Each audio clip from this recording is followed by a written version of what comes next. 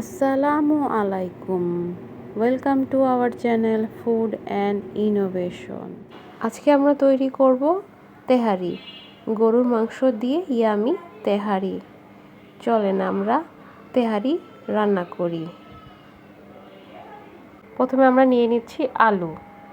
এখন জাফরানি রং দিয়ে মেখে তেল গরম করে আলুগুলা ভেজে নিব।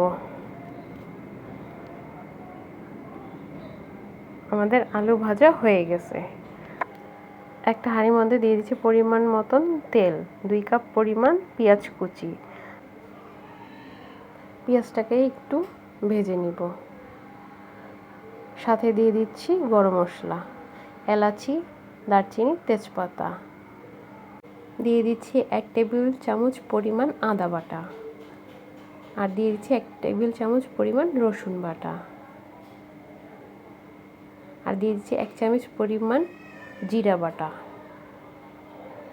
আর দিচ্ছি সামান্য পরিমাণ পানি,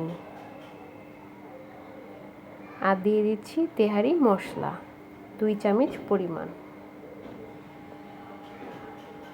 সামান্য পানি অ্যাড করে নিচ্ছি মশলাটা ভালো মতন কষানোর জন্য, আর দিয়ে দিচ্ছি পরিমাণ মতন লবণ। দিয়ে দিচ্ছি 1/2 চামচ পরিমাণ জায়ফল জয়ত্রী গুঁড়া, দিয়ে দিচ্ছি 1/2 চামচ পরিমাণ গরম মশলা গুঁড়া।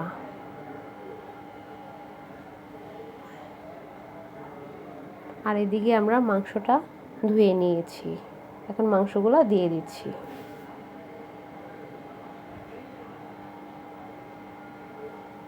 মাংসটা দিয়ে এখন সুন্দর মতন আমরা নেড়ে চেড়ে নিব।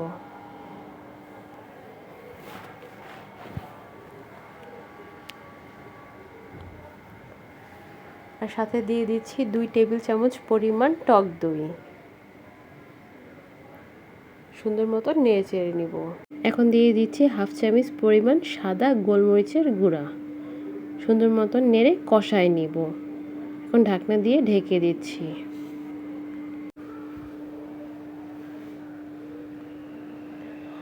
অনেকটাই পানি উঠে গেছে। এই পানি দিয়ে আমরা মাংসটাকে সিদ্ধ করে নিব। চুলার আঁচটা লোতে দিয়ে আমরা মাংসটা সিদ্ধ করে নিব। আমাদের মাংস সিদ্ধ হয়ে গেছে। এখন দিয়ে দিচ্ছি ভেজে রাখা আলু। নেড়েচেড়ে সুন্দর মতন ঢাকনা দিয়ে কিছুক্ষণের জন্য রেখে দিব। আর এইদিকে আমরা একটা হাঁড়িতে পরিমাণ মতন তেল দিয়ে দিচ্ছি 1 কাপ পরিমাণ পেঁয়াজ কুচি, আর দিয়ে দিচ্ছি গরম মশলা, এলাচি, তেজপাতা, দারচিনি, আর দিয়ে দিচ্ছি 1 চামচ পরিমাণ রসুন বাটা, 1 চামচ পরিমাণ আদা বাটা।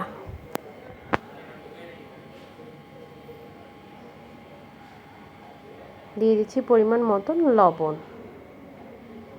মশলাটা ভালো মতন কষায় নিব। আর দিয়ে দিচ্ছি পানি। পানিটা আমরা নিয়েছি 1 কাপ চালের জন্য 1.5 কাপ পানি। আপনারা এই মেজারমেন্টে পানিটা দিবেন। দিয়ে দিচ্ছি 2 টেবিল চামচ পরিমাণ গুঁড়া দুধ। দিয়ে দিচ্ছি 2 চামচ পরিমাণ চিনি।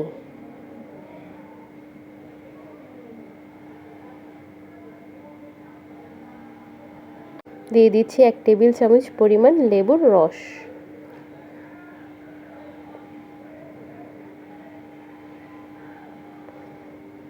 বলক চলে আসছে। এখন আমরা চাল দিয়ে দিচ্ছি, আর সাথে দিচ্ছি অনেকগুলা কাঁচামরিচ। তেহারিতে কাঁচামরিচের ঝালটাই হয়ে থাকে। এখন দিয়ে দিচ্ছি রান্না করা মাংসের তরকারিটা। সুন্দর মতো নেড়ে চেড়ে নিব। বলক চলে আসছে। এখন আমরা দমে দিয়ে দিব। 20 মিনিট পরে এসে আবার আমরা নেড়ে দিব।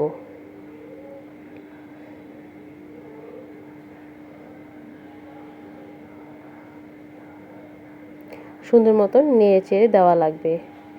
এখন দিয়ে দিচ্ছি 3 টেবিল চামচ পরিমাণ ঘি।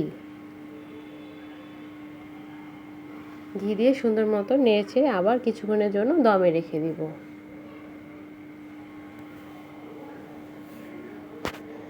আবার সুন্দর মতো নেড়ে চেড়ে নিব।